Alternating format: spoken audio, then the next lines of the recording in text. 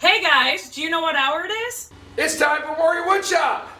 Hey, my name is Mr. Rodaway. I've got two awesome partners at the Warrior Woodshop, Mr. Mertens, who's been working with me for 15 years now, and we just added Mr. Saputo to the team last year. We are a high school woodworking class.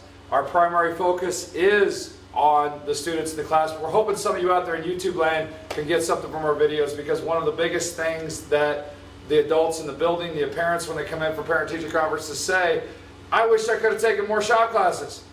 So students, if you're hearing this, this is hopefully your wake-up call to understand you're getting to do something that the adults in your community wish they could have. And adults, sit back, watch, listen, and take some notes and go out there and try it yourself. Feel free to leave a comment or two.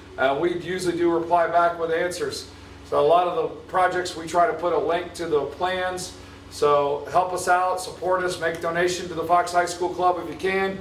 Otherwise, hit that bell notification and definitely subscribe.